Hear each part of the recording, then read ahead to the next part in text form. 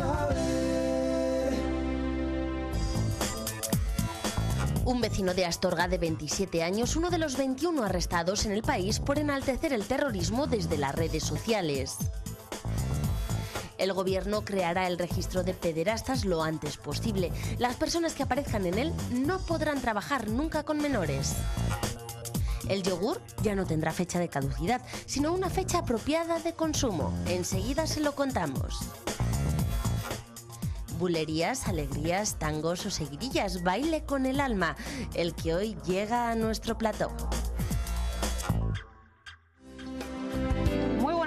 Bienvenidos castellanos y leoneses a este su programa vespertino que da comienzo en este momento en directo, como siempre, y pasamos a nuestro tiempo de tertulia y a presentar a nuestros colaboradores. José Luis Fernández de la Madrid, buenas tardes. Buenas tardes, Guillermo. Buenas tardes, Nieves, Mili. Vamos a hablar de un tema, bueno, pues realmente difícil, complicado y que puede herir, yo creo que la mayoría de las sensibilidades con cierto sentido común. Se ha detenido a un leonés por enaltecer el terrorismo desde las redes sociales. Aitor Cuervo, de 27 años y vecino de Astorga, es uno de los 21 arrestados en España. Vamos a irnos hasta León, donde se encuentra nuestro compañero Germán Gabela. Germán. Aitor Cuervo, de 27 años de edad, ha pasado varias horas detenido en este cuartel de la Guardia Civil de León. Se le acusa de un supuesto delito de enaltecimiento del terrorismo por publicar poemas en los que presuntamente ensalza los ataques de ETA y humilla a las víctimas. Cuervo escribió en el verano de 2013 Bombas, poemas y otras necesidades, una obra cuya difusión en las redes sociales en las últimas fechas podría haber provocado su detención. En él, entre otras cosas, se afirma la necesidad de que algún comando lleve a hogares ricos el terror. Su arresto se enmarca en la Operación Araña, desarrollada por la Audiencia Nacional, que concluyó con la detención de 21 personas por desarrollar a través de las redes sociales menciones de ensalzamiento al terrorismo.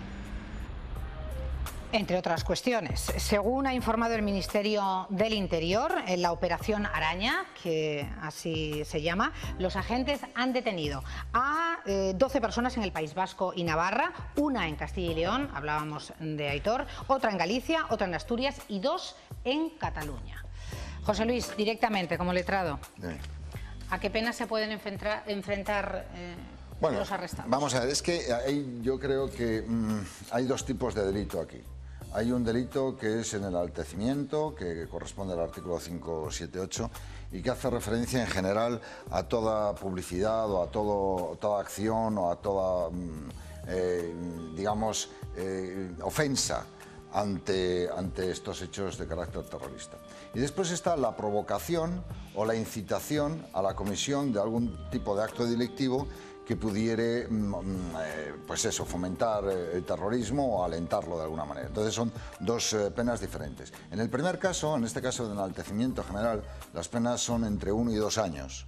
Con lo cual, pues si no tiene antecedentes penales, difícilmente podría ir a la cárcel, podría haber una remisión de condena. Y posteriormente, en el caso de que haya una provocación hacia esa comisión de actos delictivos, entonces se haría un grado menos del hecho delictivo que se produjera, o 2 grados menos. Bueno, para que lo entienda el común de los mortales, que no es ninguno de nosotros. Vamos a ver, sí.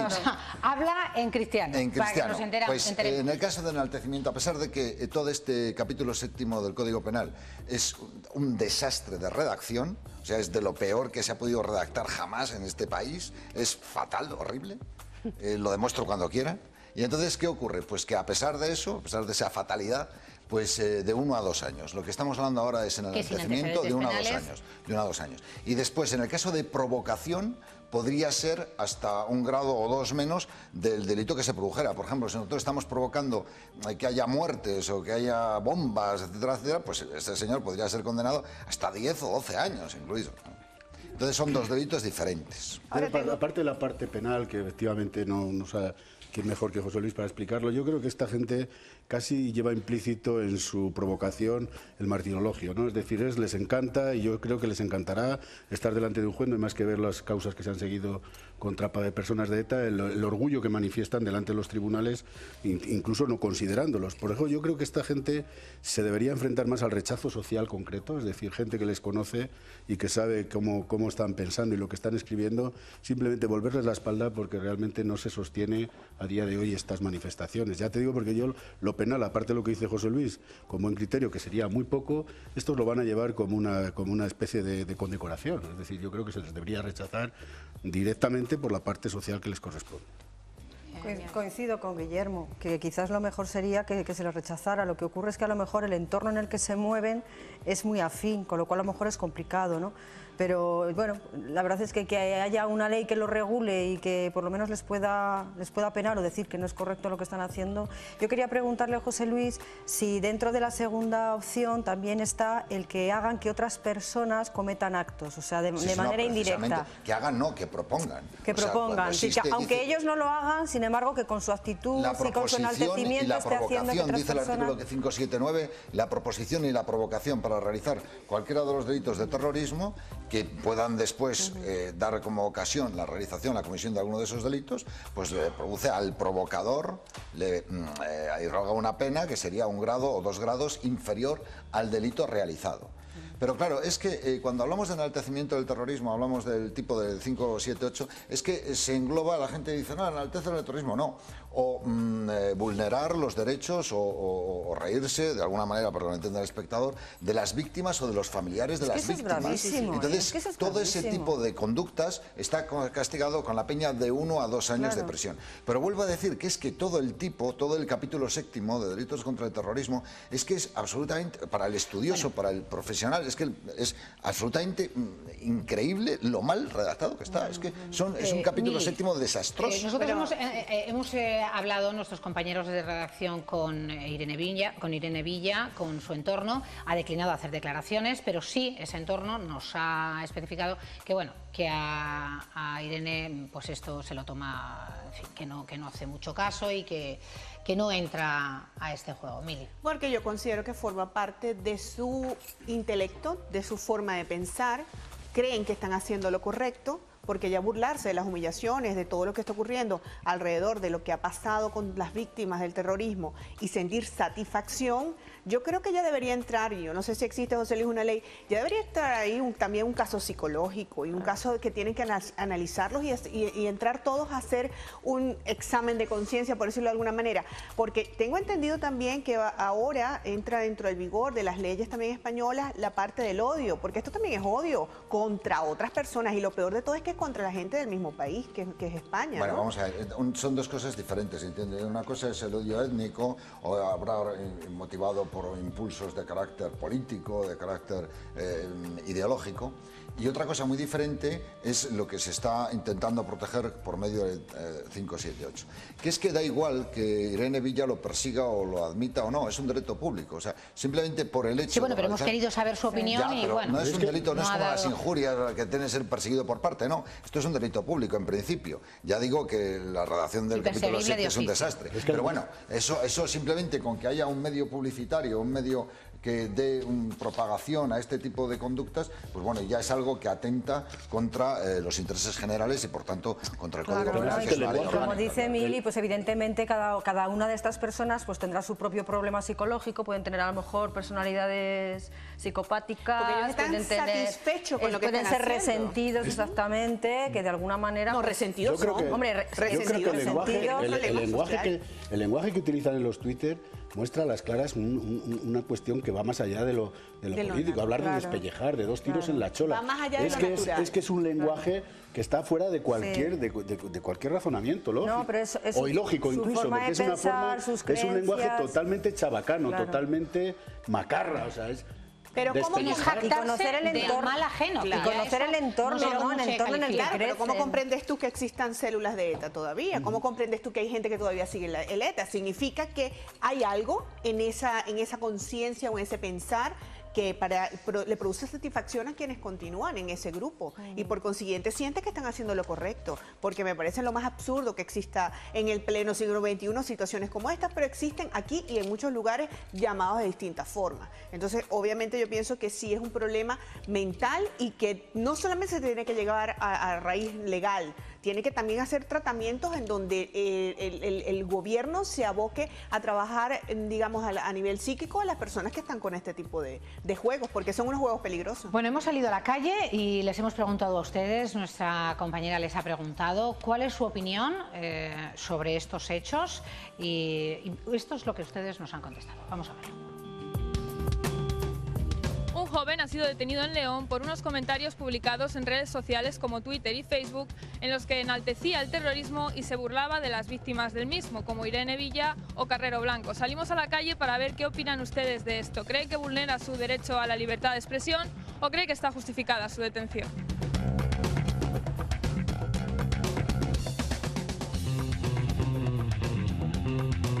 Yo entiendo que está justificada porque es el enaltecimiento del terrorismo.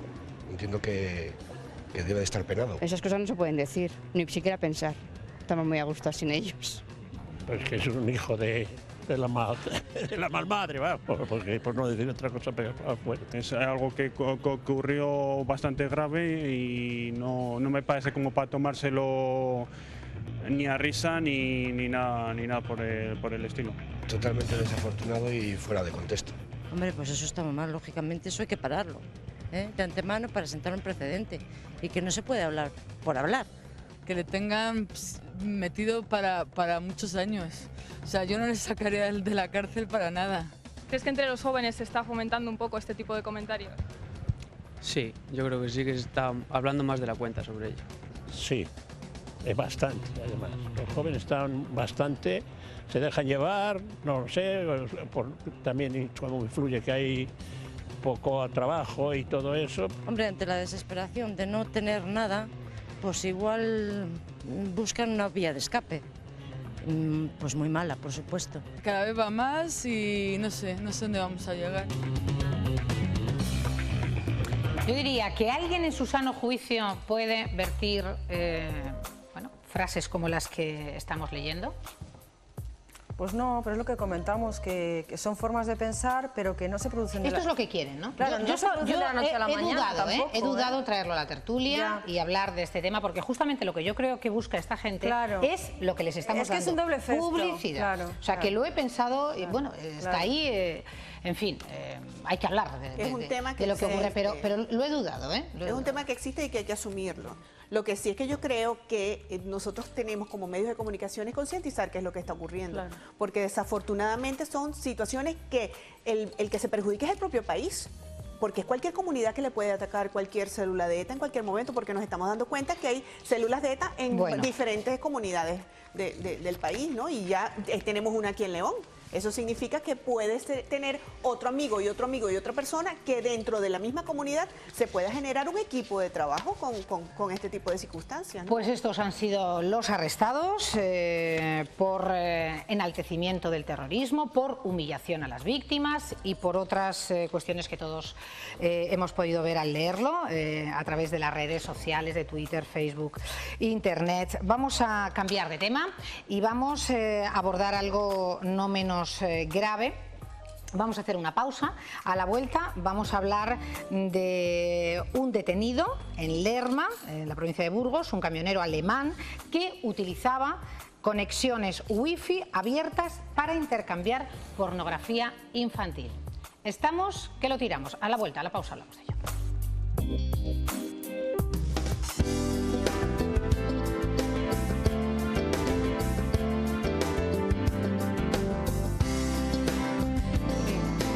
Bueno, pues efectivamente tenemos una tarde complicada con temas absolutamente desagradables, como es la detención de este alemán en las inmediaciones de Lerma, en una gasolinera próxima a Lerma, en Burgos.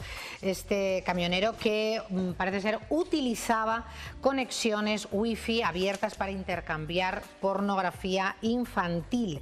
Además, bueno, las pesquisas, la investigación comenzó en febrero del 2013 y además se avisó de que podía ir acompañado de un menor, como luego así se comprobó. Iba acompañado de un menor al que llevaron al hospital, le sometieron a una serie de pruebas, resultaron negativas, pero este susodicho camionero alemán ya había estado en prisión condenado a una condena a 32 meses de prisión en Alemania por abusar sexualmente de su hijastra.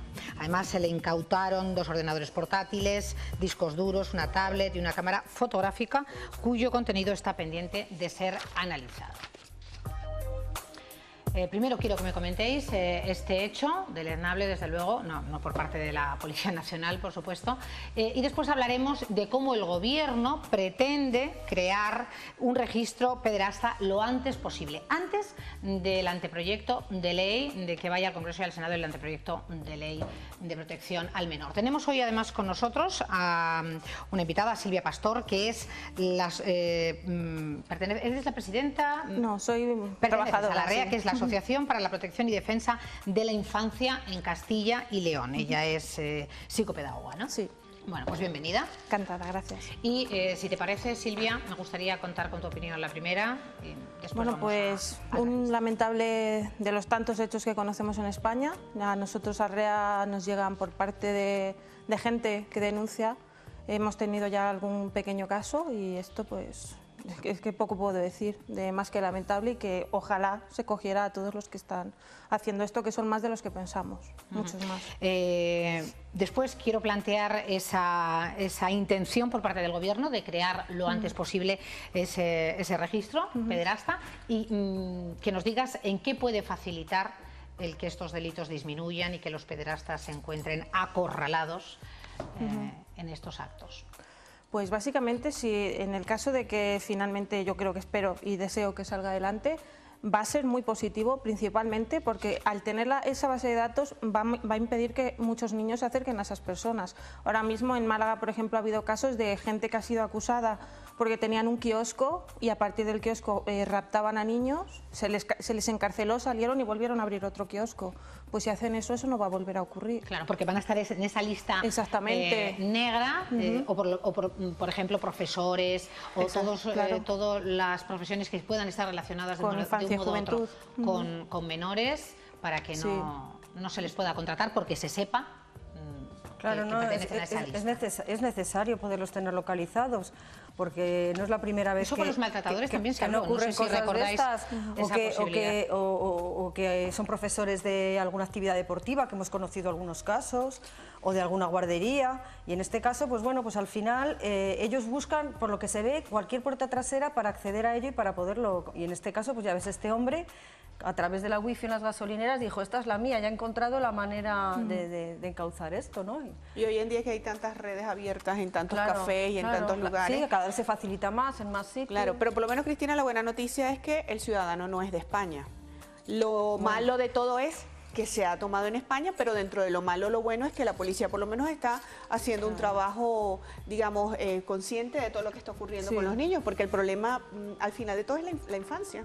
Al final de todo es la adolescencia, que cómo la protegemos. Si no existieran este tipo de mecanismos en donde realmente existieran redes a nivel de los entes policiales que estuvieran trabajando con esto, ¿cómo hacen? Porque no sé cuál es la estadística de las personas que realmente denuncian este tipo de procesos. Pues muy baja. Muy baja. ¿Y en Castilla y León, Silvia? Pues en Castilla y León datos actualizados no tenemos, pero nosotros, por ejemplo, hacemos campaña en REA, una de las que hay, que es 1 de cada 5, porque los niños, muchos niños, más niños de los que pensamos, están sufriendo abusos. Y no por parte de gente externa, sino por parte de la propia familia, porque en la mayor parte de los casos la persona que abusa es del entorno familiar. Wow. Y hay una vinculación segura. Claro, y haciéndolo extensivo, aunque no sea tratando sobre el tema del pederasta, educar educar a los niños para que sean capaces de pedir ayuda, porque muchas veces pues es el silencio de ellos o el entender mal las situaciones lo que les hace. De hecho, los pederastas con lo que juegan es con el silencio de los niños, les meten miedo, o con liarles les amenazan, la cabeza, o confundirles, porque en los casos que ha habido sobre, no sé si era un profesor de karate o de yoga o algo de esto, realmente les hacen confundir la lealtad al profesor o las cualidades deportivas con otras cosas que no tienen nada que ver. Hay una cuestión, yo sé que esto no va a ser políticamente muy correcto, pero es que la realidad manda. En las encuestas que se realizan sobre el deseo de adultos, sobre niños prepúberes y púberes, nos sorprenderíamos la cantidad de adultos que se sienten atraídos por estos niños.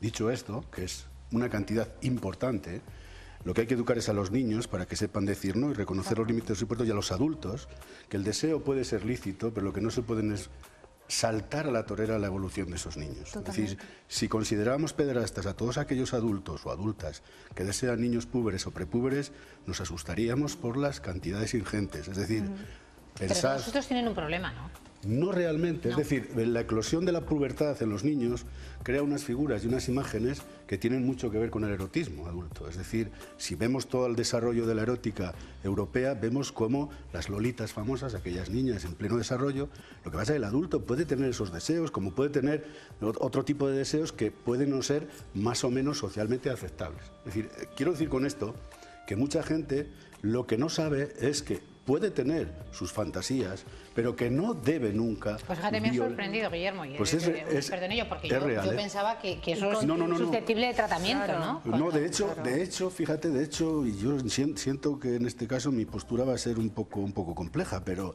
realmente se están haciendo estudios sobre los deseos, sobre las personas púberes, y viendo tanta frecuencia se está manifestando una serie de cuestiones como, por ejemplo, la edad. Nunca se puede argumentar porque una persona tenga un determinado desarrollo, porque se ha intentado defender algunos deseos pederastas en función del desarrollo físico de esa persona.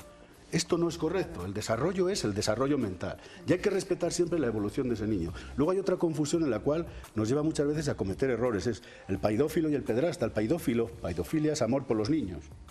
O sea, nunca desean a los niños, un paidófilo nunca hará daño a un niño, porque ama a los niños y respeta, que es una raíz diferente, la filia, de la erastia. La erastia es el deseo, ese deseo, que insisto, es más frecuente de lo que pensamos. Lo que debe saber el adulto es que nunca debe aceptar Guillermo, como y conducta añadiendo esta. lo que tú estás diciendo de que es más frecuente, también que la mayoría de las veces se produce en el entorno cercano al niño. Correcto, Muchas veces son el padre o la madre o el tío, porque este señor, pues sí, compartía Yo soy muy anticuada, pero a mí pues... estas cosas me hacen muchísimo daño, José Luis, de verdad, ¿eh? Es que yo no... Y con mayor frecuencia de la que pensamos. Sí, a mí me ha sorprendido, ¿eh? A mí también, la verdad es que me ha sorprendido cuando a mí me parece que esto es una aberración absolutamente contraria a lo que entiendo yo que debe ser una persona recta y normal, ¿no? O sea, pues sí, a las creencias para mí es una anormalidad. A mí yo soy de la otra serie de personas que les gustan los niños. A mí me gustan mucho los niños, siempre me ha gustado, pero me ha gustado jugar con ellos y divertirme con ellos. ¿Eres un paidófilo? Sí, debo ser eso, sí. Pero lo que desde luego me parece una aberración, yo a mí es que ni se me ocurre, o sea... Bueno, pero José Luis, hay culturas en Asia en donde se casan niñas de 12, 14 años con hombres de 40 años. No, eso lo permitía la Iglesia hasta hace muy poco, ¿eh? Y es una historia cultural y lo aceptan. La Iglesia permitía el matrimonio pero aquí en España también desde los 12 años y de los hombres de los 14. En etnias gitanas también son muy frecuentes. Aquí lo tenemos. Está hablando de la Iglesia Católica, desde no hace mucho. Vamos a ver, lo que quiero que quede claro es que el deseo no es una cuestión que se pueda cultivar, es una cuestión que es innata, es decir, uno desea determinadas cosas y desea entre dos gemelos o dos gemelas a uno y no al otro.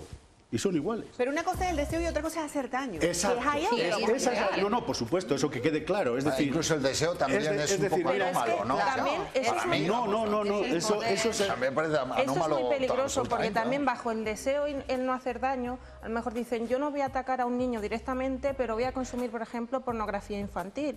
Y tú, tú no estás haciendo daño directo al niño, pero estás promoviendo que otras personas hagan daño a ese niño. Cierto. Ese es el problema. El problema es cuando entramos, pasa como todo, Silvia, la prostitución, todo. Es decir, hay un mundo periférico a todo eso, que es la que hace de un negocio una determinada cosa y tal. Porque los deseos de los, de los pederastas, muchas veces a ellos son a los primeros que les ocasionan grandes dificultades vitales. Porque es que no es una cuestión que ellos han decidido desear niños. ¿Y eso no se puede tratar, Guillermo? Es muy difícil, porque es un deseo, es como la gente que tiene deseos, que decir, que le gustan, pues yo qué sé, las medias de blonda y tal, y las personas... Se puede tratar de reeducar. Se puede tratar como cualquier otra cosa de enseñar a esa gente que independientemente de su... Pero bueno, no tienen un problema, a lo mejor no, para relacionarse entre iguales. Eso puede ser otra parte. Eso puede ser otra parte. Es que es médico y sexólogo. Por eso no le he dicho Pepe Payá. Me ha librado el currículum. No, lo siento. Sabía este tema, yo estaba hasta por eludirlo, porque realmente es muy desagradable. Pero es que es así, es decir, en el deseo no se manda. Y es verdad que y sobre todo el deseo sobre prepúberes, de estos que están desarrollándose, que tienen una autonomía y tienen una afición, evidentemente lo que hay que enseñar a la gente es a controlarlo, es decir, nadie hace cosas... Pero ya ha Silvia, un camino muy peligroso, ¿no? Es que no se controla, ese es el problema, las pulsiones que tienen, para ellos resultan incontrolables. Tú decías, fíjate, si no sería mucho más lógico pensar que esto, siendo una aberración, algo que es un mito, que casi, es un tabú casi universal, que es el del incesto, sería extrañísimo que se diera dentro de las familias. Y es lo más frecuente. Sí. Porque es un deseo que aflora naturalmente, ya sé que suena raro. Naturalmente, es instintivo. ¿Qué ocurre? Que la gente tiene que saber que no se puede violentar el crecimiento, la evolución psicosexual de una criatura de esa edad. También hay que tener en cuenta que muchas veces estas personas abusan por los problemas, todos los problemas que han acarreado de atrás. O sea, que no es solo un deseo. Tú sabes mejor que yo que el perfil del personaje mentalmente deteriorado, alcohólico, pederasta, no es el más frecuente. Yo no digo eso, yo no estoy hablando de alcoholismo. Y si no, las pruebas me remito en los casos de pederastia en la Iglesia. Pero es que la mayor parte de los pederastas tienen problemas, y tú lo sabes como sexólogo, que muchos han sufrido abusos en su infancia. Sí, han sufrido, muchos no, algunos han sufrido abusos, pero también hay personas que no han sufrido abusos y son pederastas. Y también hay personas que han sufrido múltiples abusos y nunca serán pederastas, por eso mismo. Oye, hay una pregunta que yo quería hacer con respecto a esto de los niños. Muy breve, porque quería despedir a Silvia y cambiamos de tema. Yo no sé las estadísticas o los estudios que tenéis, pero me imagino que todos estos niños que sufren este tipo de abuso serán niños que están en una posición débil desde el punto de vista familiar. Siempre, ¿no? Los niños siempre están en una posición débil. No, pero quiero decir especialmente débiles. Hombre, la vulnerabilidad se la da desde el momento en el que hay un rol diferente.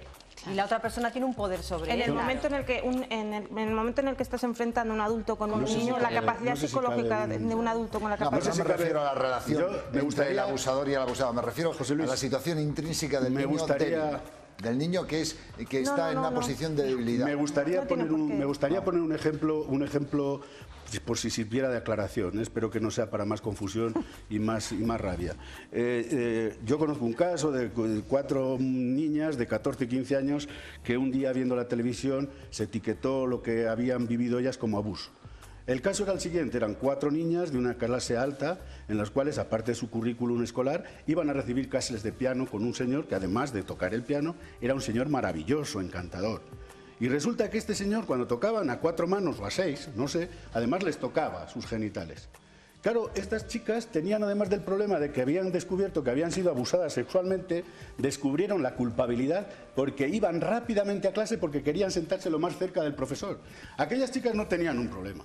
El problema era del profesor, que no respetó la evolución de esas niñas. ¿Me explico? Es decir, aquel hombre era un hombre, pues, por otra parte, encantador, súper guapo, pues, pianista, y aquellas niñas competían por llegar las primeras a clase para tener la posibilidad de sentarse al lado del profesor y ser las primeras. Pero esas niñas psicológicamente estaban teniendo un problema porque posiblemente querían el cariño del profesor a cualquier costa. Claro.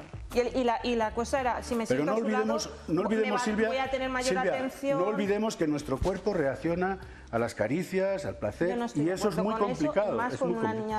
Yo lo que sí que acepto es que esto es un camino, es una descendiente resbaladizo. Iba a decirlo, bastante delicado, delicado. Vamos a dejarlo en esos hechos, en esa detención hace unos días, en esa posibilidad claridad que parece esa intención clara que tiene el gobierno de esa lista de pederastas. Y cambiamos de tema. Gracias, Silvia, por habernos acompañado.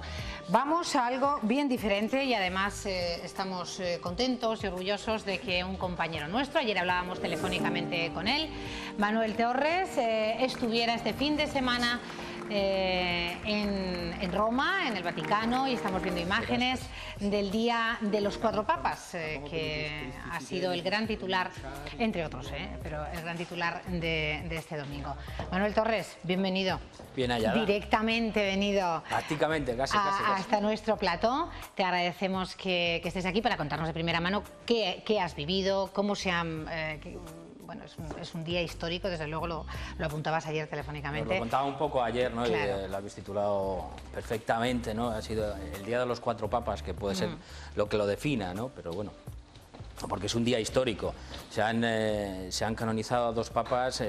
a un tiempo, que yo no sé si... A un tiempo que ya es histórico, y dos papas que el que ha muerto más tarde murió en 1962, que estamos hablando de la vuelta de la esquina, aunque estemos ya en 2014, ¿no? Y que muchas personas que nos pueden estar viendo han conocido a Juan XXIII. Sí, sí, sí. Muchos de los que nos encontrábamos te contaban un poco lo que había, las personas mayores, evidentemente, lo que había significado para ellos lo que era y dos perfiles el Papa muy Bueno. diferentes, Manuel. Muy diferentes, pero muy parecidos. Juan XXIII se le ha definido como el Papa Bueno, ¿no? Pero un hombre, sobre todo, de mucha humildad, por lo que cuentan, de aceptar mucho lo que es la providencia, los acontecimientos. Pero son dos hombres que tienen una historia muy parecida. Juan XXIII vivió las dos guerras mundiales. Juan Pablo II vivió muy de cerca lo que fue la invasión nazi de Polonia, la persecución, después la entrada de la Unión Soviética, del Ejército Rojo en Polonia, el dominio del comunismo. Bueno, ¿no? avatares, desde luego, ambos han sufrido y han padecido, ¿no? Y su respuesta, a lo mejor... Y su respuesta es hacia algunos de los acontecimientos, de los mayores acontecimientos del siglo XX o de los últimos 150 años de la humanidad, ¿no? Que son las dos guerras mundiales, ¿no? Y luego lo que fue la Guerra Fría, ¿no?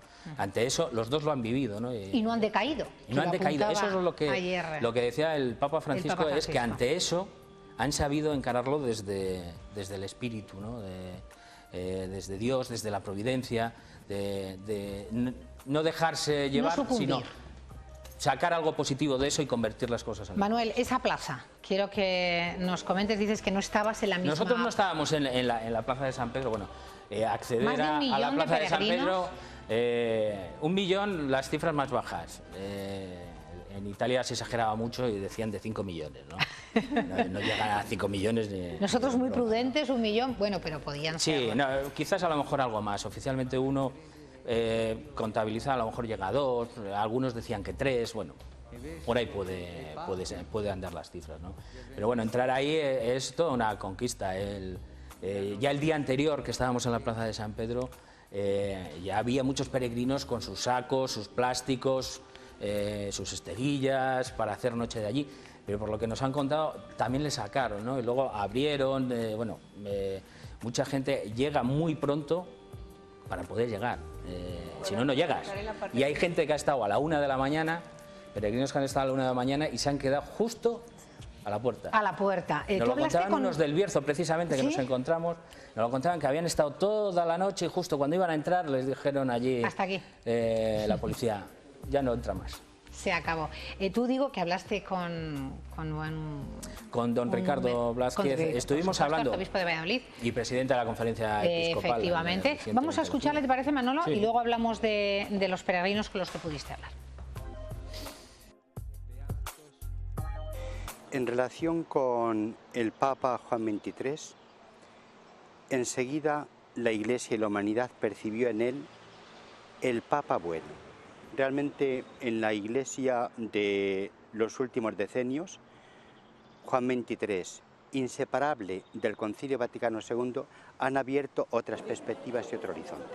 Y en relación con el Papa Juan Pablo II, es un Papa de unas dimensiones gigantescas realmente. Pensemos, por ejemplo, las Jornadas Mundiales de la Juventud, que fue iniciativa suya, la permanencia en contacto con la Iglesia Universal a través de los viajes, más de 100 viajes, El primer viaje a España fue con ocasión del centenario de la muerte de Santa Teresa. Tuvo una celebración preciosa en el lienzo norte de la muralla el día 1 de noviembre. El Papa Juan XXIII visitó también Valladolid y recuerda en el diario que iba haciendo la celebración en el santuario del Sagrado Corazón y también la impresión que le produjo el Museo Nacional de Escultura. Pues efectivamente estuvo en Valladolid Juan XXIII en 1954, así lo señalábamos, y Juan Pablo II en 5 ocasiones, la primera en Castilla y León. 5 viajes ha habido en España.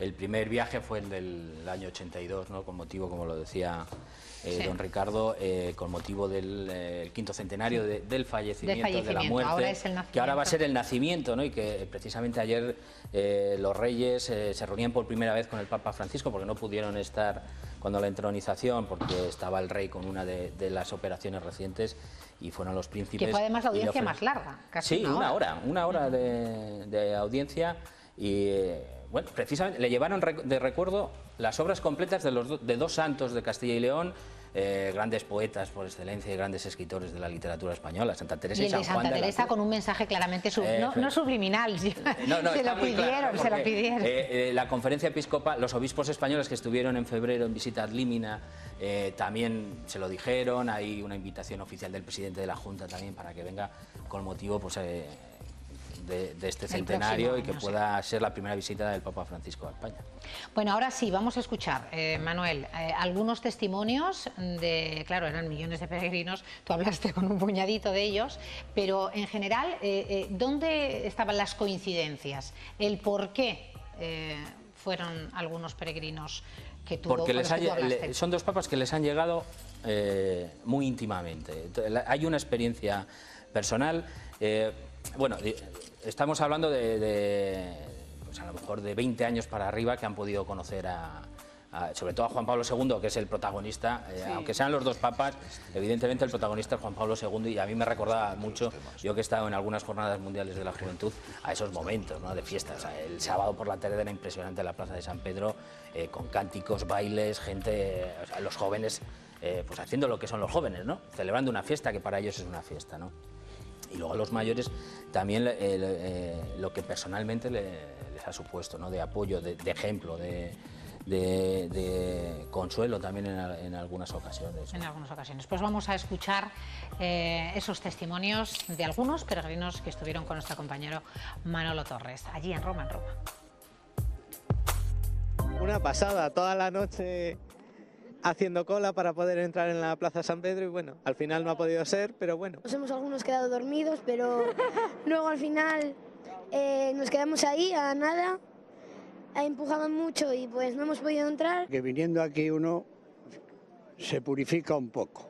Y estamos emocionados por ver la cantidad de gente que hay, sobre todo gente joven. Impresionante ver toda la gente de todo el mundo que comparte lo mismo que tú y que es genial. Una doble experiencia, primero es cumplir un sueño y una promesa, así que pues hoy estoy cumpliendo esas dos circunstancias.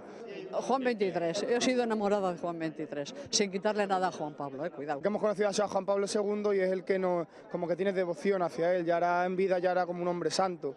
Lo he conocido, ha sido con el Papa que he descubierto la fe, que la he vivido, me casé con mi mujer. Yo me acuerdo que era muy cercano con los jóvenes y también que era muy bueno. Pues es que ha estado presente en toda mi juventud, han ido mis hijos a peregrinaciones con nosotros, hemos orado cuando lo beatificaron. Venimos a dar gracias porque el Señor nos ha regalado unos papas estupendos con los que nos hemos criado en la fe. Yo con Juan Pablo II me he criado en la fe. Bueno, un poco lo que comentabas. Es esa experiencia personal, sobre todo a Juan Pablo II, le hemos conocido, es el tercer papado más largo de la historia, sí. ¿No? Desde el año 78 al 2005 ha sido el Papa.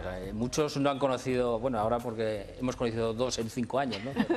Como quien dice, pero vamos, ha sido el Papa que ha marcado mucho la historia de la Iglesia y de muchos cristianos. Y tú también, ha sido un viaje satisfactorio, Manuel. Hombre, esto es una experiencia, estar en este tipo de acontecimientos. Estuve también en la beatificación, tuve esa suerte, y son 2 acontecimientos grandes, ¿no? Y que periodísticamente hay que estar allí. Es un privilegio. Y luego ya personalmente, ¿no? Claro. Yo creo que para un periodista es un privilegio que lo envíen a cubrir este tipo de actos, sobre todo si es creyente y sobre todo si le gusta este tipo de, forma cosas, parte de ¿no? la historia. Sí, claro, forma parte de la historia. Claro. Que no siempre se beatifican papas o que se hacen santos los papas, y sobre todo Juan Pablo II, que yo creo que es el que más cercano hemos tenido todos, y que yo creo que a todo el mundo le llegó Juan Pablo II en su momento cuando lo tuvimos, quienes hemos tenido la oportunidad de conocerlo, que yo creo que fue muchísima gente. Han sido dos papas tremendamente característicos y cumbres en la Iglesia, entiendo yo. Papa Roncalli, pues es que hizo el Concilio Vaticano II, que significó un cambio estructural, o debería haber significado un cambio estructural en todo lo que significa el magisterio de la Iglesia y en la relación de la Iglesia con los fieles.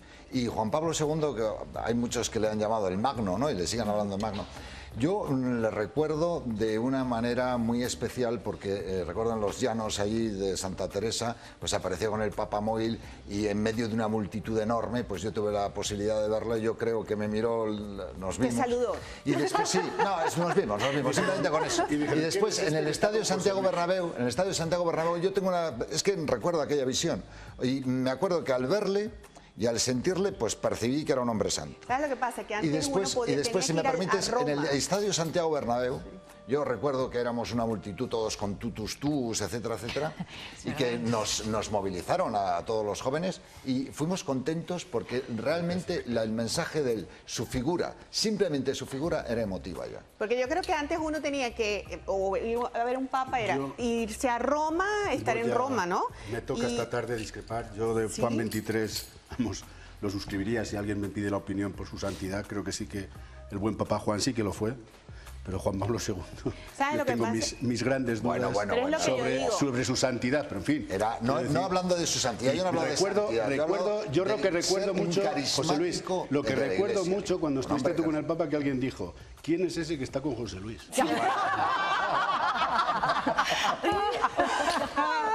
No, vamos a ver. Es que te vino a ver aquí a España. No estoy de acuerdo con eso, porque es que Juan Pablo II significa también un momento cumbre. A mí no me han pedido opinión. Bueno, yo te digo. Yo con decir esto ya. Yo te digo que desde el punto ahí hay una cuestión. Juan Pablo II hizo. Han salido voces discrepantes, ciertamente, pero es normal.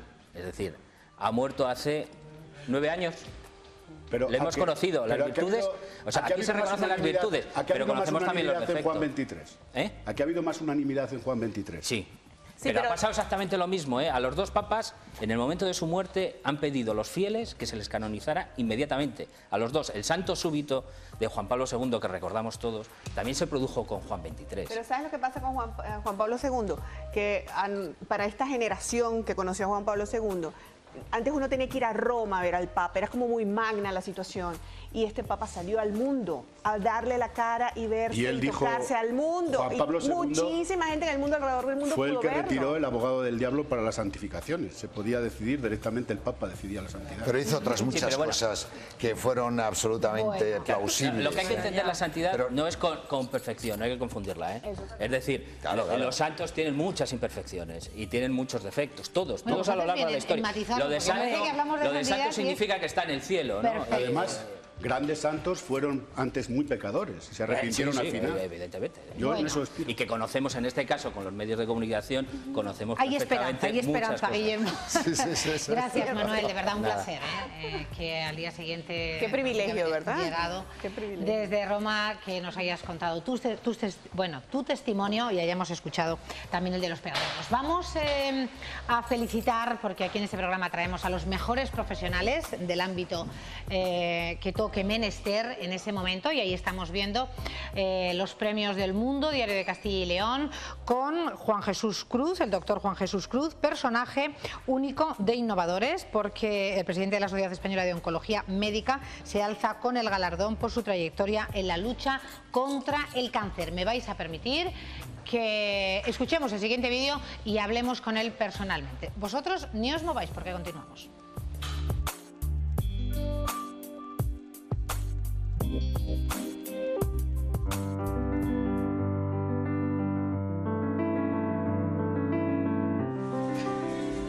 El tabaco es considerado como la principal causa de muerte prevenible a la que se enfrenta la sociedad en la actualidad. Según la Organización Mundial de la Salud, 6 millones de personas mueren cada año en el mundo a causa del tabaco, de las cuales más de 600.000 no son fumadores, sino que vivían expuestos al humo de tabaco ajeno. Fumar acelera el ritmo del corazón, aumenta la presión arterial y estrecha la luz de las arterias, aumentando el riesgo de infarto, de trombosis cerebral y de una mala circulación en las piernas. El humo del tabaco está detrás de numerosas enfermedades respiratorias y es el causante directo del cáncer de pulmón, cuya mortalidad sigue estando en el 90% a pesar de los avances de la ciencia. Dejar el tabaco es posible. Muchas personas ya han podido superar su adicción a la nicotina solos o con ayuda, a través de los programas de espacio libres de humo en empresas o gracias a la ayuda de su médico de familia. Su vida ha comenzado a cambiar. Ya no se fatigan tanto al realizar esfuerzos o ejercicio. Han recuperado sentidos como el gusto y el olfato y su piel ya no envejece tan rápido. Atrévete tú a dar el paso. Dejar de fumar es posible. Si quieres, puedes.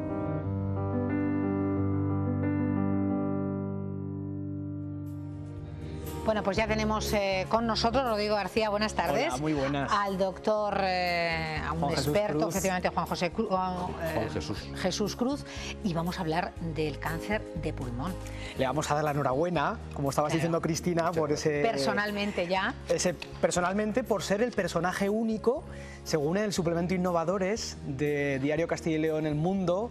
Bueno, supongo que le tiene que hacer mucha ilusión, ¿no, doctor? Pues francamente sí, porque es que además estaba comentando que fue una auténtica sorpresa. Yo el año pasado estuve en los jurados de Innovadores que realiza El Mundo de Castilla y León, y ayer me llamaron y yo pensé que era para volver a estar en el jurado, y dice que luego que el premio me lo han dado a mí. Bueno, pues encantado, porque hay otras veces que algunos premios, algunas cosas, oye, tienes rumores, y ayer de verdad que fue una auténtica sorpresa, no tenía ni idea de que a mí me barajaran para ese tipo de premios. Le estoy muy agradecido.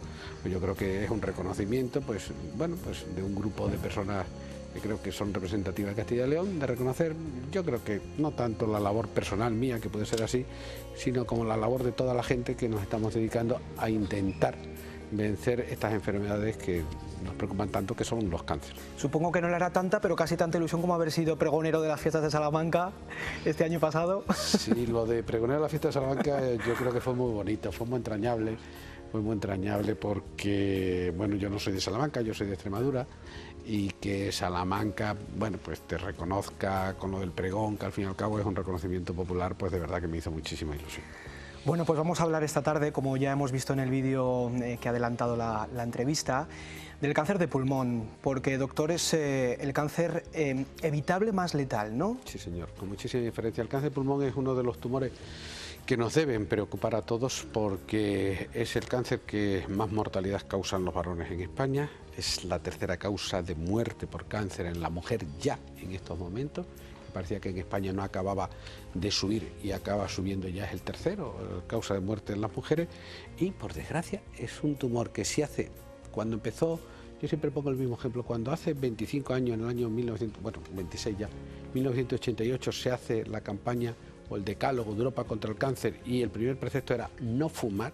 Si de verdad hubiéramos todos dejado de fumar, habría desaparecido el 90% de las muertes por cáncer, que es que se dice muy pronto, claro. El 90%, digo, perdón, el 90% de las muertes por cáncer de pulmón, perdón, que he dicho por cáncer, el 90% de las muertes por cáncer de pulmón habrían desaparecido, y posiblemente habrían desaparecido el 30% de las muertes totales de cáncer. Pero fíjate, Rodrigo, doctor, es una auténtica salvajada. ¿Qué es lo que no entendemos? Porque a todas las personas, yo gracias a Dios hace muchos años que lo dejé. Rodrigo, tú nunca has fumado, ¿no? Yo nunca. Sí, pero hay una generación que hemos fumado y que lo hemos dejado. O sea, que lo hemos dejado, no, bueno, tú eres de una generación mucho más joven, perdón.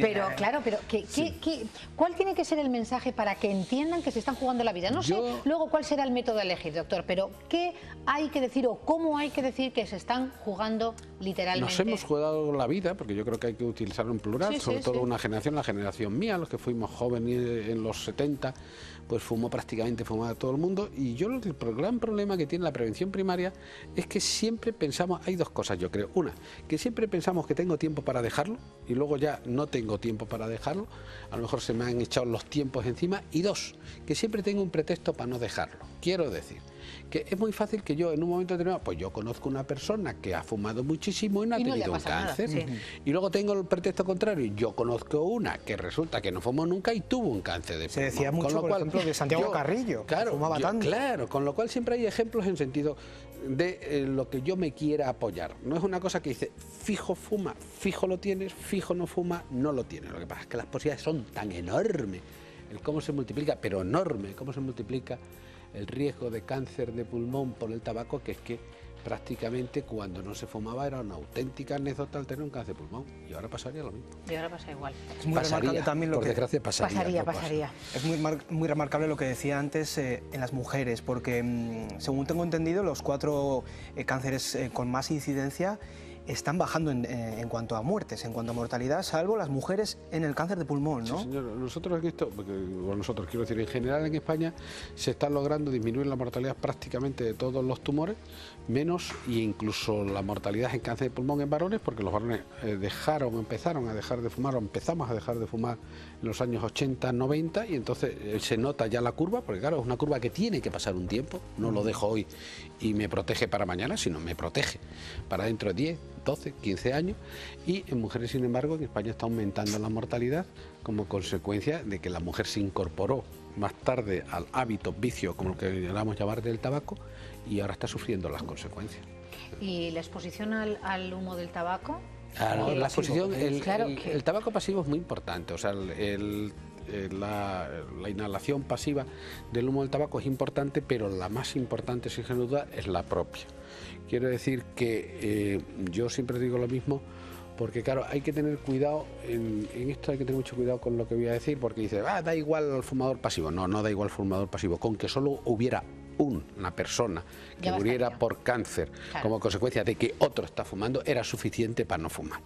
Quiero decir, el riesgo se incrementa, pero el fumador pasivo, por ejemplo, en un ambiente de humo cargado y tal, aumenta el riesgo un 25%, 1.25, mientras que el que lo fuma él multiplica por 20, sería el 2000%. O sea, quiero decir que la diferencia es enorme. Lo que pasa es que ese 25%, aunque solo fuera aumentar el riesgo de una persona que no tiene que ver el 10%, ya sería suficiente para que no fumara delante de nadie. Eso está clarísimo. Pero te quiero decir, tampoco quiero alarmar de que pase alguien al lado de alguien que está fumando y piense que... Claro, y de repente piense que tampoco, pero, por favor, o sea, un respeto enorme a la gente que no fuma y a los fumadores pasivos, ¿no? Y ante todo, para favorecer esa esperanza de vida, el diagnóstico temprano, doctor. El diagnóstico temprano es importante. Lo que pasa es que el cáncer de pulmón, por desgracia, el diagnóstico temprano no ha demostrado su beneficio de una forma tan clarísima como lo puede haber demostrado pues el diagnóstico precoz en cáncer de mama, en cáncer de cervix o lo que hablábamos el martes pasado del cáncer de colon. En el cáncer de pulmón ahora hay estudios en los que parece que en grandes fumadores el hacer un cribado, o screening, la palabra inglesa, pero bueno, un cribado con TAC, pues podría disminuir la mortalidad, pero todavía es una cosa que no está estandarizada. Entonces, así como hay tumores que dicen lo fundamental es la prevención primaria, en otros la prevención secundaria, o sea, el diagnóstico precoz, como muy bien estás indicando, en cáncer de pulmón yo creo que lo que hay que incidir fundamentalmente es en no fumar. Y eso sí, hombre, si te lo diagnostican precoz, mejor que no, pero es que siendo tan fácil el no tenerlo por no fumar, yo creo que hay que insistir ahí, porque no confiemos que el diagnóstico precoz nos va a evitar el gran problema. Y cada vez hay métodos donde podemos conseguir un mayor porcentaje de personas que dejen de fumar.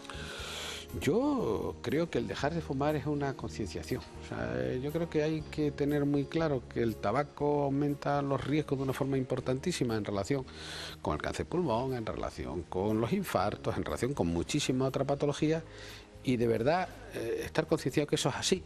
Y si tú te conciencias que es así, yo creo que se quita. Y voy a decirlo, o sea, quiero decir que mientras que hay otras adicciones que, por ejemplo, son más físicas, yo creo que la adicción al tabaco es física, pero sobre todo muy psíquica. Yo creo que los que hemos fumado y hemos intentado dejarlo algunas veces y luego no lo dejábamos y luego volvíamos y luego no sé qué, es muy curioso. Cuando tú decías no voy a fumar en 15 días, estabas 14 días que resulta que no te acordabas menos del tabaco, y el día que ya decías que al día siguiente ibas a fumar, estabas todo el día ya pensando en que ibas a fumar. Luego tiene una gran dependencia psíquica, no digo que no la tenga física, pero una gran dependencia psíquica que debíamos decir, oye, no debo fumar. Doctor, y una curiosidad, para los que hemos dejado de fumar, esto que yo no sé cuánto tiene de verdad, pero lo hemos escuchado en más de una ocasión, si llevas 7 u 8 años sin fumar, bueno, o 10, que no sé exactamente... Sí, lo de los efectos, ¿no? Efectivamente, ya es como si no has fumado en tu vida. No es exacto, no es exacto. Me lo dice con pena, como diciendo, desanimar, bueno. para no desanimar, porque si no con esto parece, pues yo ya no lo dejo. Vamos a ver, el riesgo, vamos a hablar de cáncer, porque el riesgo, por ejemplo, para infarto de miocardio y demás, disminuye al año, ha disminuido ya de una forma enorme, y para incluso antes. Pero en relación con el cáncer de pulmón, que es del que estamos hablando, en relación con el cáncer de pulmón empieza a bajar de forma importante a partir del 5.º año. A partir del 10.º baja muchísimo, y a partir del 15 prácticamente se iguala con los que no han fumado. Problema, y eso es muy importante para la gente que ha empezado a fumar: el tiempo que yo llevara fumando previo. Claro. ¿Y haber empezado pronto o no? Peor. O sea, quiero decir que si has empezado ya... Más joven, peor. ¿Cuántos años fumaste, Cristina? Si pues unos 7 o 8. Eso es, bueno, y empecé como no lo digo así por ya de mayor, ¿eh? Mejor no fumar nada, pero 7 o 8... no es la misma proporción si alguien ha fumado 7 años, pues menos de un paquete al día. Que ahora, yo alguien que ha fumado mucho, 2 paquetes al día durante... Yo todo es intenso en la vida, pero no vamos a empezar a decir que hasta aquí... No sé cuánto fumabas al día. Pues una cajetilla. Perdóname, lo que no quiero es decir que hasta aquí es bueno, hasta aquí es malo. Es malo desde cualquier momento que empiece uno a fumar. La mutación se puede hacer en cualquier momento. Hay más posibilidades cuanto más ha fumado uno, punto. Eso está claro. No es lo mismo haber fumado 7 años que 30. No es lo mismo 7 que 30. Y el riesgo de disminuir, no es lo mismo a igualar el riesgo de los que no han fumado en gente que ha fumado poco tiempo que gente que ha fumado ya más tiempo. ¿Y en qué se tiene ahora puesta la vista, doctor? Médicamente hablando, ¿en qué se tiene puesta la vista? Porque esto es un paso a paso, ¿no? En cuanto a la medicina. Me alegra mucho decirlo paso a paso, porque es una obsesión que tengo yo, que a los tumores se les gana pasito a pasito, y que lo que se va ganando, y yo creo que el cáncer de pulmón tiene dos cosas. Lo que muy bien decías, hay un diagnóstico más precoz que antes, con lo cual siempre hay más posibilidades de curación. Y en el cáncer de pulmón está habiendo unos avances muy importantes en las alteraciones genéticas del cáncer de pulmón. O sea, las alteraciones moleculares de los cánceres de pulmón, están habiendo dianas terapéuticas muy concretas contra ciertas alteraciones o mutaciones de cáncer de pulmón. Entonces, por ejemplo, las mutaciones de GFR, hay un fármaco o fármacos muy específicos, como gefitinib o erlotinib, que con una sola pastilla controlas el tumor bastante tiempo, o una muy nueva, que es la translocación de ALK, que solo tiene un 3% de la población que tiene cáncer de pulmón, me refiero, y tiene un fármaco muy específico, el crizotinib, que funciona muy bien. O sea, se están logrando fármacos muy específicos. Lo que pasa es que esos fármacos todavía no curan el cáncer de pulmón. Controlan, alargan, pero curaciones radicales todavía es la cirugía con radioterapia la que lo... Doctor, para ir terminando, en esa ayuda al fumador, fumadores que nos estén viendo, castellanos y leoneses, que son los que a nosotros nos duelen. Incluso de Extremadura también. También. Pero bueno, muy directamente nuestros telespectadores, que hay que dejar de fumar. ¿Cómo se les puede ayudar, doctor? ¿Hay fármacos que también ayudan en esa adicción a la nicotina, lo que es lo físico? Que en este momento hay unidades de deshabituación tabáquica que les ayudarán de una forma muy importante. La hay prácticamente en todos los hospitales, y yo creo que se tienen que poner en contacto con sus médicos de cabecera, que les envíe a estas unidades de deshabituación, y estas unidades les ayudarán seguro, tanto en lo físico, porque siempre hay cierta dependencia física, como psíquica. Y yo creo que es importante concienciarnos de que no hay que fumar. Y que, como decíamos antes, en los 70 y en los 80 estaba muy de moda, se veía bien. Ahora queda pero fatal. Ahora no, ahora es de modé total el tabaco. de modé. Los jóvenes no fumáis, está claro. Claro, es una guarrada eso. Gracias, doctor. Muchas gracias. Es un placer tenerle, y además nos encantará contar con su presencia cuando pueda. Porque es único. Es único, absolutamente. Gracias, tenemos a grandísimos profesionales, y el doctor Juan Jesús Cruz lo es. Enhorabuena de nuevo por ese premio. Vamos a hacer una pausa, Rodrigo, cortita, como siempre. Y continuamos.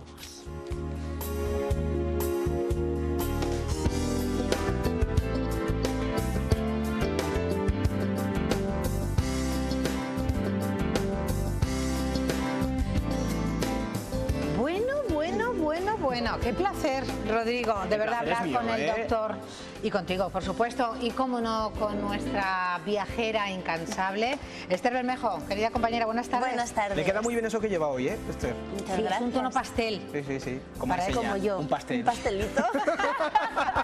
Bueno, el pastelito ha traído su aplicación para que veamos en el móvil. No lo he metido aquí para que no suene, pero descargadísima está esa app. Se puede de poner en Castilla y León silencio, o en Televisión. vibración. ¿Y sabes por qué? Para veros luego, porque las secciones que me acabo de perder las quiero ver luego. Entonces, ¿qué hago? Bajarme TYLTV en la app y ya tengo todos los programas, 400, 300 programas y más de 4.000 noticias. Rodrigo. Lo que tienen que hacer es coger el móvil, en el escritorio que decimos del móvil, ahí buscan un icono que pone Play Store si es Android o Apple Store si tienen un iPhone, modernísimo iPhone. Pues abren esa aplicación, que también es una aplicación, y buscan CIL TV, como dice Esther, y lo bajan, lo descargan y tendrán un mundo entero por descubrir. Además, importante, totalmente gratuito, para vernos desde cualquier parte, donde estén, que no se pierdan este programa. Vamos a ver. Qué bien, qué bien. ¿Cómo lo hacéis todo de estupendo? Es que estaba lloviendo, mañana lo hablaremos en la tertulia. El decreto de Cañete, del ex ya ministro, los yogures caducados. ¿Quién no ha comido alguna vez un yogur oficialmente? Ahora ya no están caducados. Ahora nunca, a partir de hoy. Parezco yo aquí Si tenían en la nevera uno que caducaba el 29 de abril, ya no está caducado. Claro, ahí está. O sea, a partir de hoy, porque ya si teníamos un del caducado, siglo XXII, que no del XXI, del siglo XXII. Bueno, mañana hablaremos de ello en esta tertulia. Vamos a escuchar a nuestro compañero Juan Carlos Vega, que como siempre canta maravillosamente bien y canta una canción. Pero que nadie haga caso a la letra de la canción. Que de ya Peineta, hemos llovido está bastante. diciendo de Peineta, ¿no? ¿De qué canta? ¿De qué? Esta tarde vi llover. Ah, esta tarde vi llover. Esta tarde vi llover, Ah, qué sí, Peineta. digo, tiene una Nosotros peineta. son los soles ya. Esta tarde vi llover. Bueno, cuando quieras, Juan Carlos Vega.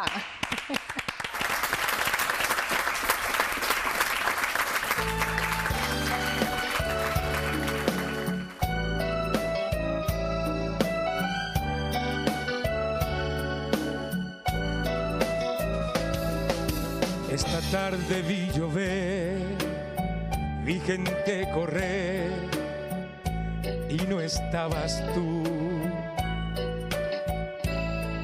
El otoño vi llegar al mar y cantar y no estabas tú.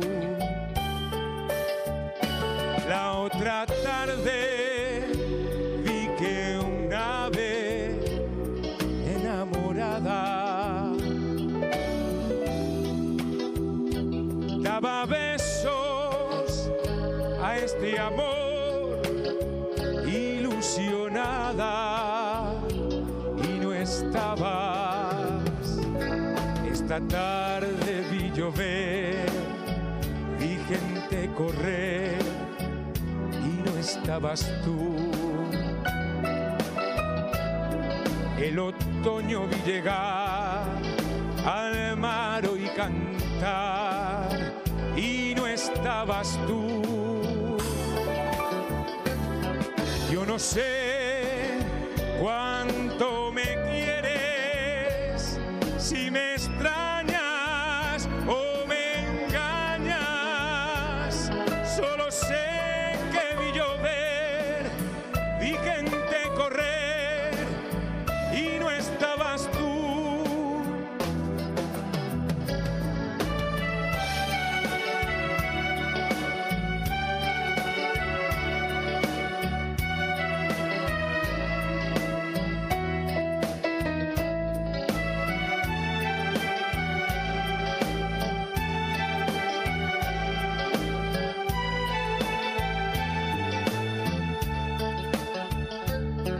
Yo no sé cuánto me quieres, si me extrañas o me engañas. Solo sé que vi llover, vi gente correr y no estabas tú.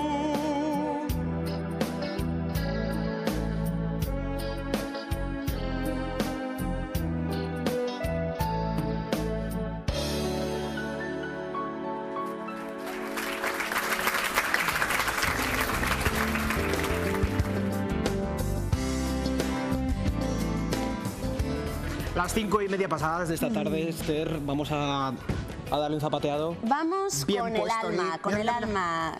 No, me parece que tú no. Con el alma, tú la intención A la ver tú, a ver. tienes. Chiquichi, chiquichi. No, yo se lo dejo a las profesionales que nos van a acompañar esta tarde porque van a abrir boca. Estamos deseando que ya llegue el buen tiempo, la Feria de Abril. Pero no, si tenemos aquí en Castilla y León 2 bailadoras, vamos, como la copa de un pino, no, más. Y además es que hoy es un día a marcar en el calendario porque es el Día Internacional de la Danza.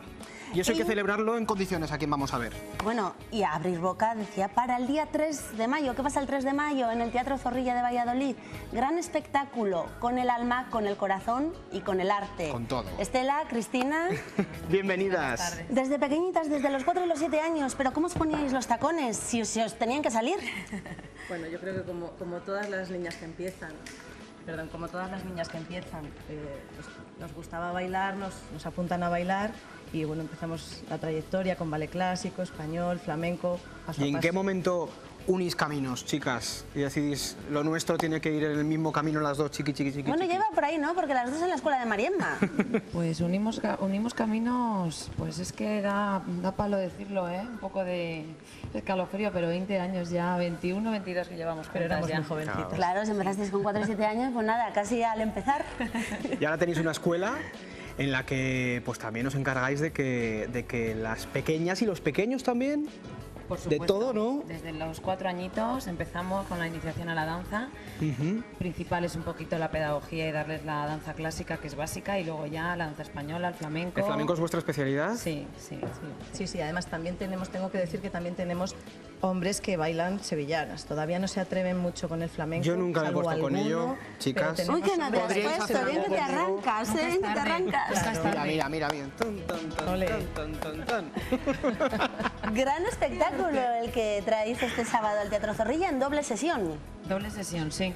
Ahí nos hemos lanzado a por todas. La verdad es que siempre nos han comentado los que nos siguen que se habían quedado gente sin entradas y bueno, pues dijimos, venga, Y esta vez pues habéis hemos dicho que apostado por nadie ello. se quede sin Con poder el alma. disfrutar. ¿Cuánta gente va a participar en ese escenario del Teatro Zorrilla? Pues somos 8 bailarinas.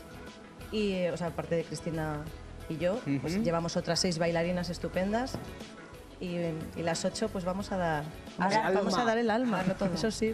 Vamos a ver hoy un pequeño adelanto, ¿no? Sí, un Vamos a abrir boca, como decía A ver y yo. escuchar. Un poquito y animar a todo el mundo que vaya a ver con el alma, que es una buena forma de empezar la Feria de Abril con arte. ¿Tenéis flamenco. algo así que toquéis o que hagáis especial antes de salir al escenario? Pues sí, hacemos Sí, el grito hacemos de guerra. sí, Pues venga, juntamos hacedlo, las hacedlo. manos. Sí, pero Yo casi que yo aquí va a ser que no lo vamos a decir. claro, porque decimos una palabra un poco... Bueno, El nosotros gesto, el gesto. hacemos un pi y ya está. Pues os Pues dejamos. venga, el escenario es vuestro, chicas. Fuerte aplauso.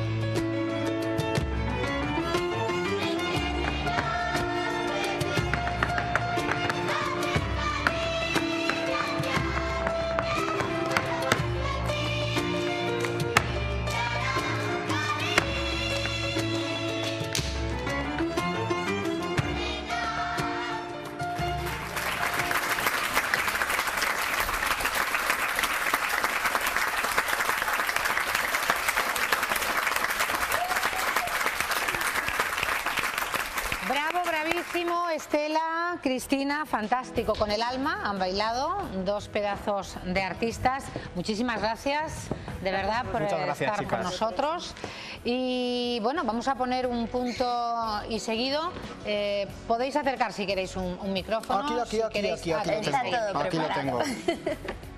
Vamos a continuar con otro artista al que conocéis también, compañero de este programa, Juan Carlos Vega, que va a terminar con música, pero que os agradecemos de verdad, Cristina y Estela, que hayáis bailado con ese sentimiento con el que hay que bailar, con el alma, efectivamente, y podemos invitar de nuevo a todos los vecinos leoneses que quieran acercarse al Teatro Zorrilla a ver este espectáculo. Que hay mucho arte que no hay que saber hacer en Sevilla, ¿no? Para tener arte. Cristina. Además, así sales con ganas de flamenquito. En Valladolid hay buenas bailarinas y sí que les invitamos a todos a que... Y además mis compañeros también lo han mencionado, pues a María Emma, que como no ha sido una de las grandísimas, efectivamente, y está en nuestra tierra. Gracias de nuevo. Chicos, que vamos con Juan Pues Carlos. porque estamos muy musicales y hoy vamos a acabar otra vez con ese sentimiento bueno, con unos ojos verdes. Yo he visto que tú te podías arrancar, pero claro, como tenías a Esther... Ay, es que no. En cualquier momento me agarra y dice, vamos, vaya. Yo que he empezado tan. Nada, pero bueno. Que no puede ser. Tiene otras virtudes, ¿eh? Sí, hombre, claro. Cantan, otros bailan y otros son, pues, Esther Bermejo. Que nos vemos mañana, chicos, en directo. Eso sí, que después de nuestro programa, pues ya saben, esa serie que nos vuelve locas, a ustedes, a nosotros. Ya. Alerta roja. Y el cine de tarde, que nos vemos mañana y que les dejamos con Juan Carlos Vega. Hasta mañana, que sean felices.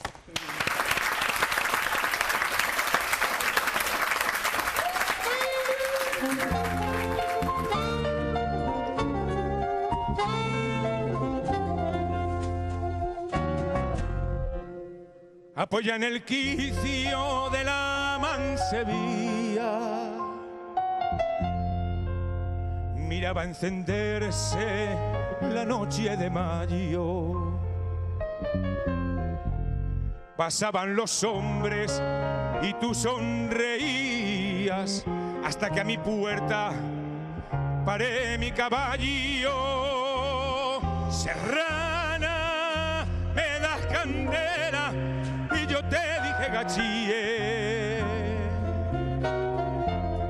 Ven y tómala en mis labios, que yo fuego te daré. Bajé del caballo, me vine hacia ti y fueron dos verdes luceros de mayo tus ojos pa' mí.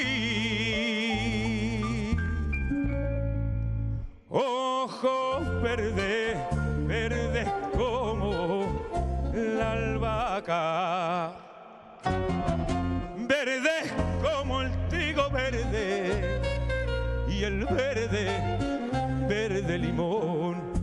Ojo verde, verde, con brillo de faca que se han clavadito en mi corazón. Pa' mí ya no hay soles, luceros ni luna, no hay más que unos ojos que en mi viazo.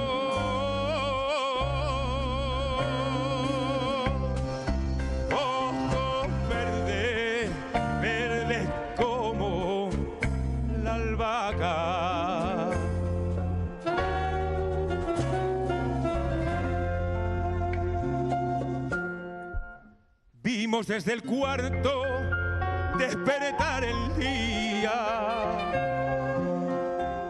y sonar campana en la torre La Vela. Dejaste mis brazos cuando amanecía y en mi boca un gusto de menta y canela. Serrana, para un vestido yo te quiero regalar.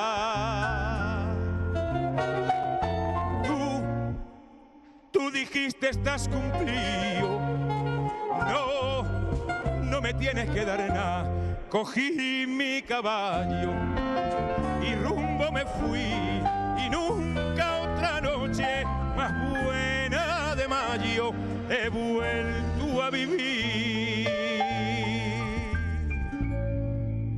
Ojos verdes, verdes como la albahaca.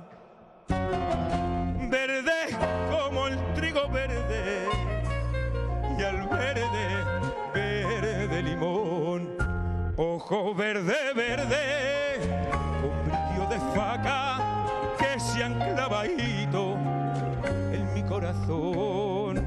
Pa' mí ya no hay soles, luceros ni luna, no hay más que unos ojos que en mi vida son.